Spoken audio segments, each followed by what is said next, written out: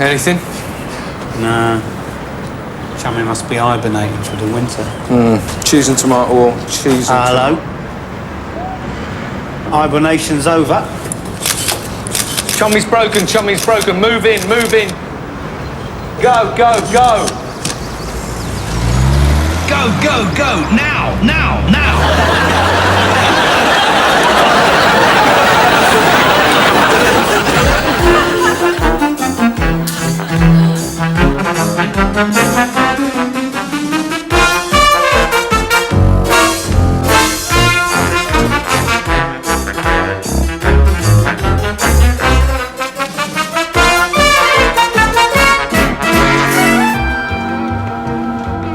That's great, guys. OK, let's go for one, please. Let's go for a take.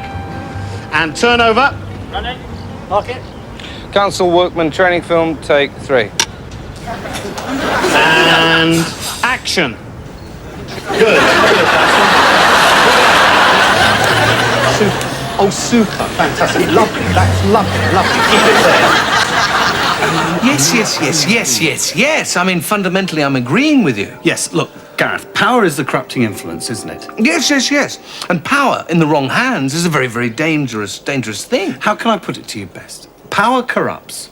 Absolute power corrupts absolutely.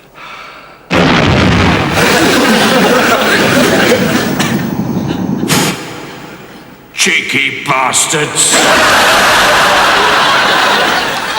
Yes, I know that something wonderful is going to happen to us after death. We all come round the Stiff's house and have a really good piss-up.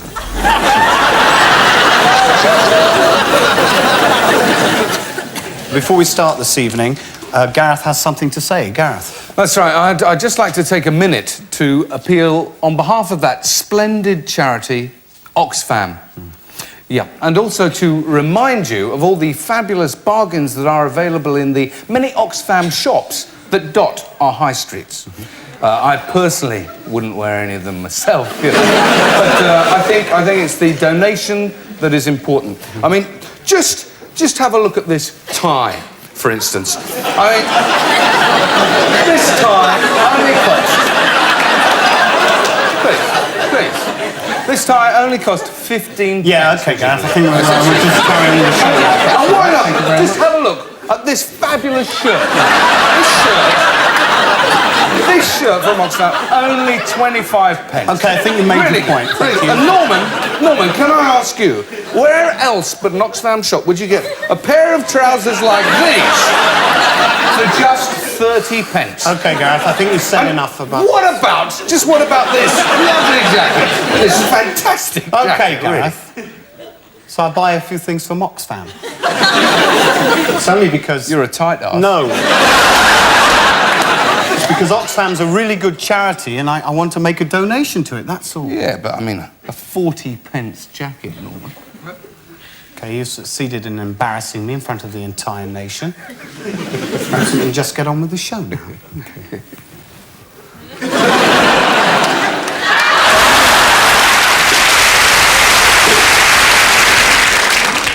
Some people think they can get away without paying their debts. But that ain't true. Only last week, one geezer thought he could do that. So Ronnie went round his house and did something really nasty. Yeah, I installed satellite television. It was a normal Saturday, in a normal high street, in a normal town, until from nowhere came Double Buggy. To rain gut-wrenching terror on an unsuspecting community. Double Buggy, merciless in its quest of destruction. And cunning lust for blood. They were in Tesco seeking that special offer. Instead, they found Double Buggy. A beast on 4 wheels. Double the horror. Double the terror. Double the suspense. And double the buggies.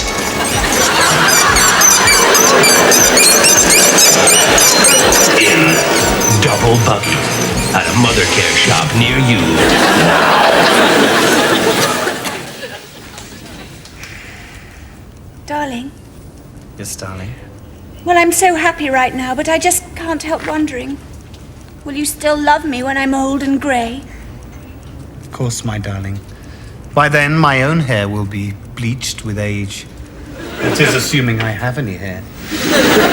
Yes, but will you still love me when I'm wrinkled and wizened? Certainly, my darling.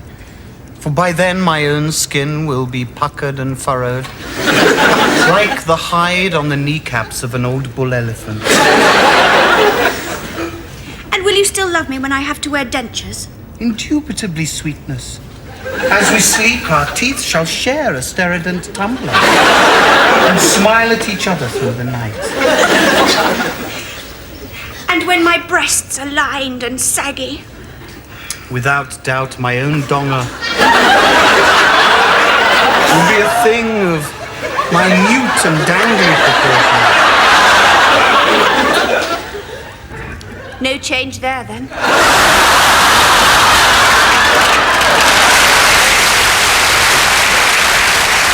Tell me, noble Socrates, what is the meaning of love? Love. No man may know love, yet each may claim knowledge of it. For love is like the wiggly, itsy-bitsy worm that bores into our soul. And just as we are to catch it, it withers and dies. Love changes all. By Zeus, Socrates, you are right. And that is for a cheese. Thank you.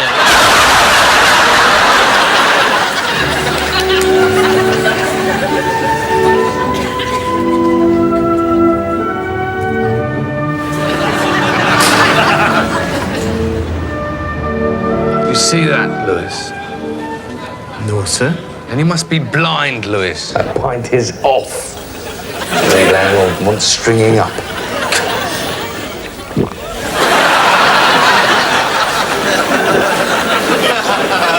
Bad news, sir. Another murder up at the college, sir. Another murder? There's more dead bodies in Oxford than something from Shakespeare. Well, don't just stand there, Lewis. What, sir? Get me a refill.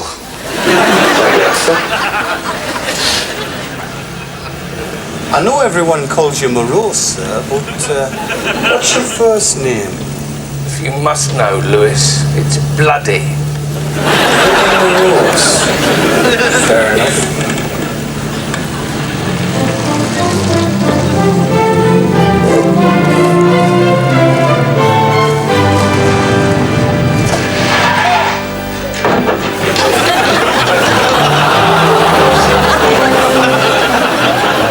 You know what I'd do if I was rich, Lewis?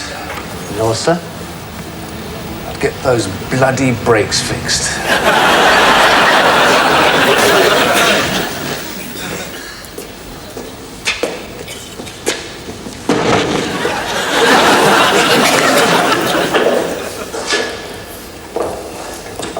So where is it, Constable? It's near, sir.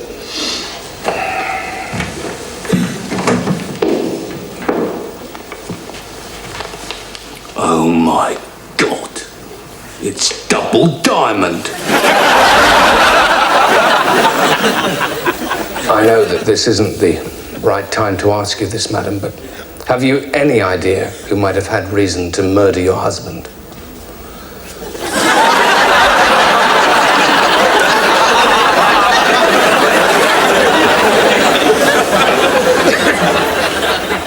Well, sir? I'm fine, Lewis, and how are you? No, sir. I mean, do you know who done it yet, sir? At this stage of the investigation, Lewis, everybody's a suspect in my book. So, let's start with Arnold Aardvark, shall we?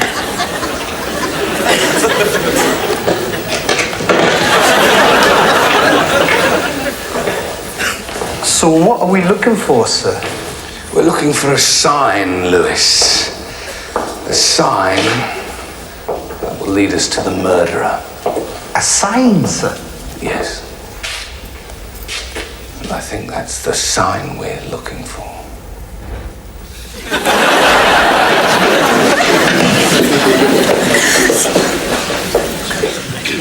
Just as I thought, Lewis. The murderer's taken the easy way out. You don't mean... Yes. He's committed suicide.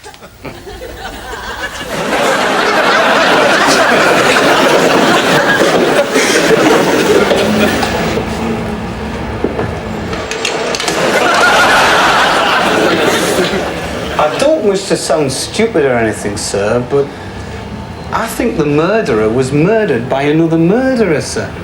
That's what we're supposed to think, Lewis, and that's why we don't think it. But, sir... Lewis, if you ever wish to reach the heights of Inspector, then you better remember what Boswell said. What did Boswell say, sir? He said, never talk out of your arse when you've just had a curry.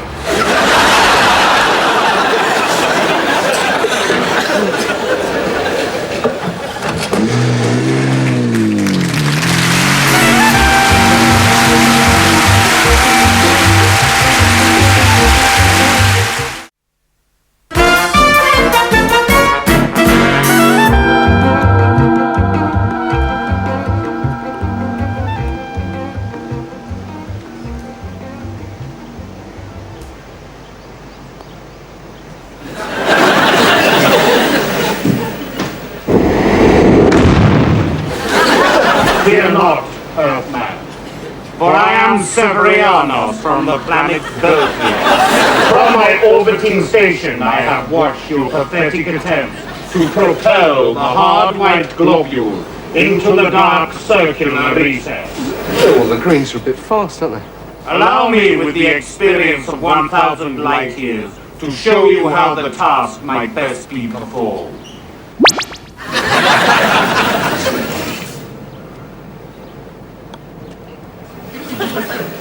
God, they are a bit fast, aren't they?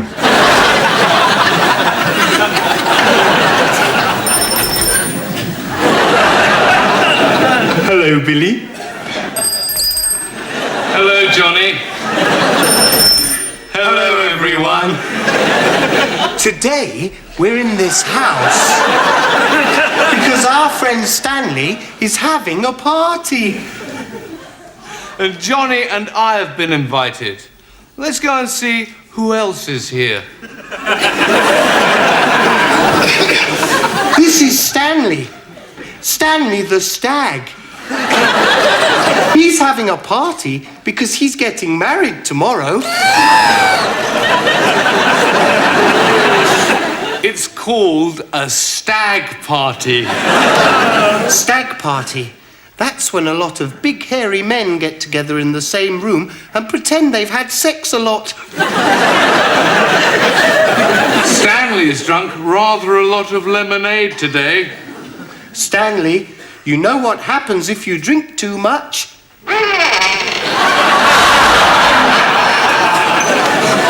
We know a song about that, don't we?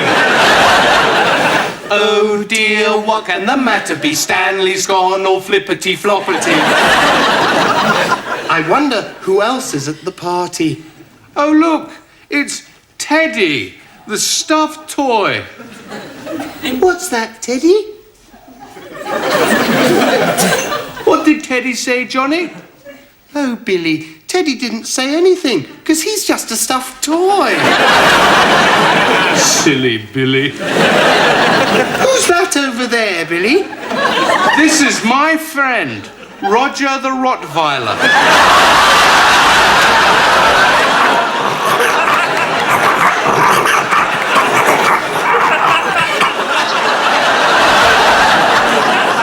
He's very hungry today, isn't he? Well, we've got to go now because we've got a little show organised for Stanley's stag party. And here she is now. Look, it's Greta, the glamorous glove puppet.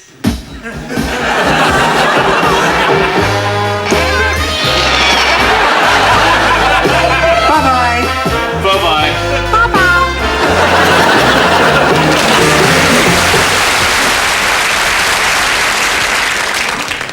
Oh, hi.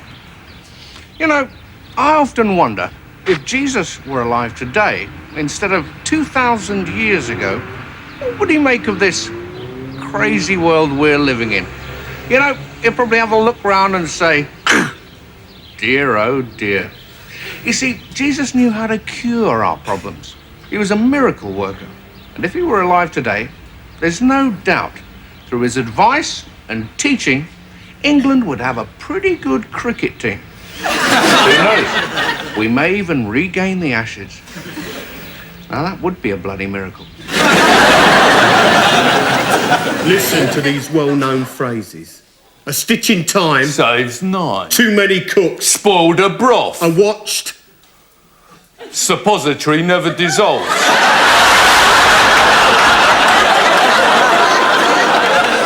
Mark my words and mark them well, Woolsey. I shall have a son! Relax, Your Majesty, and concentrate upon thy breathing.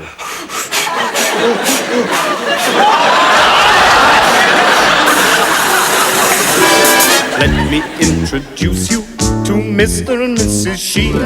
They're two lovely kids, a dog, a cat, and they're ever so squeaky clean. They live in a land where the sun always shines and they eat a lot of tasty bran. Very tasty. Very, very tasty. Dad's always silly. Mum's in charge. In advertising land. In Adland, everything's clean and bright. And the milkman always whistles. And the teeth are ever so white. Oh, what? Where mummy does with a vacuum cleaner and everything shines like new. And lots of household objects can have a little chat with you. Hello. Good morning. Bloody hell. The washing up liquid in Adland washes twice as much as other brands will. Mummy might have a little headache, but it's gone when she takes a pill. It's much less bother cause Daddy has a hobber and the grass is always green.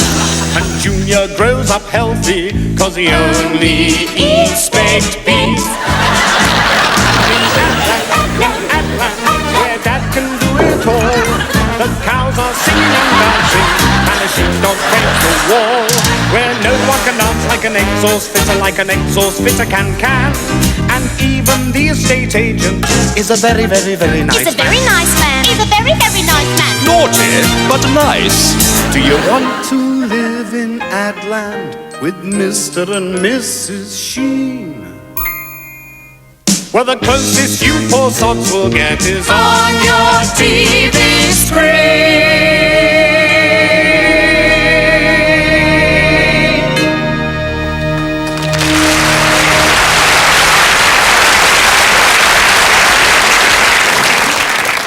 We have to interrupt this evening's show because we've just been given a piece of very sad and tragic news, haven't we, Gareth? Yeah, we've just received some very, very tragic news indeed.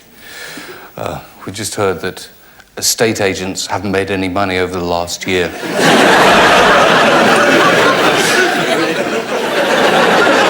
No, please, it's terrible, isn't it? It's really awful.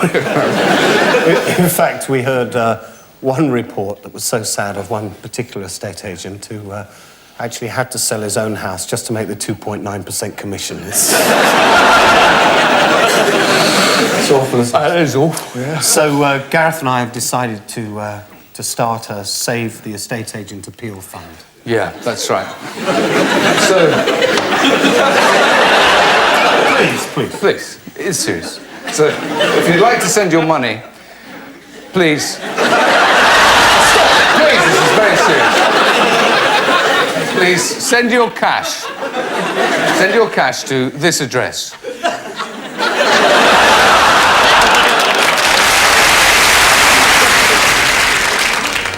Every time my husband goes coaching the local ladies' cricket team, he comes home with grass stains on the knees, grass stains on the elbows. Stains like these used to be a problem, but not anymore, because now I'm just going to divorce the unfaithful bastard.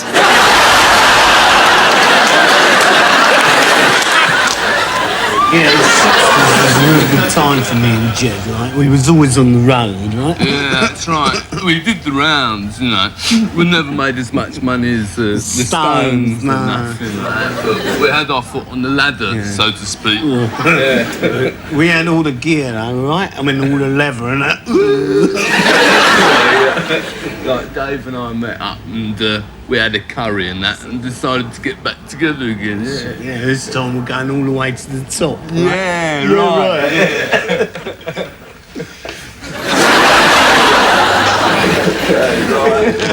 Right.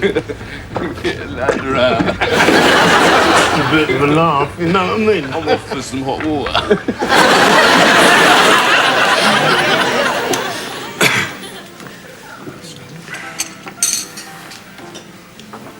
Thank you very much, ladies. The meal was delicious.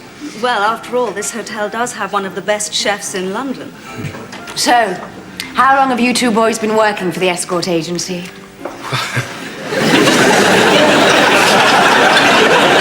As a matter of fact, this is our first evening's work, actually. Yeah.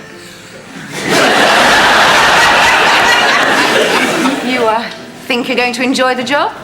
I usually do. Yes, it's always nice to meet new people, you know, have new experiences. Yeah. New experiences. Tell me, ladies, how did your business go today? Was it okay? Yes. Though it's good to get it out of the way. To relax and unwind. Yeah. Unwind a bit. Yes. Steph? Will you excuse us for a moment? Oh, it's all right. I'll get the keys for the rooms. No, actually, we're just going to the ladies. Oh, don't worry about that. I've got a packet here.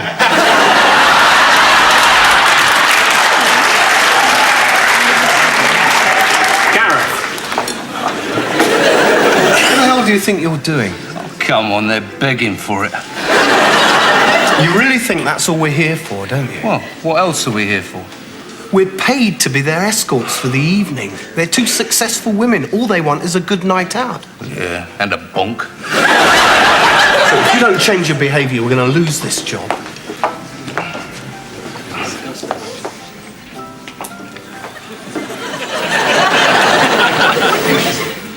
Listen, how would you two like to come up to our room? To your room? What for? Well, you want to Roger us, don't you? The thing is, today we bought these French black satin camisole knickers. With matching suspender belts and teasy-weasy little elastic straps. And we just wanted to find out if they really do turn a man on. Stimulate his erogenous zones. And ours. You know the places, don't you? Breasts. Thighs. Room 318. 5 minutes? Gareth, you old stallion, you're right. They do want a good bonking. I think it's a bit too late for that now, Norman.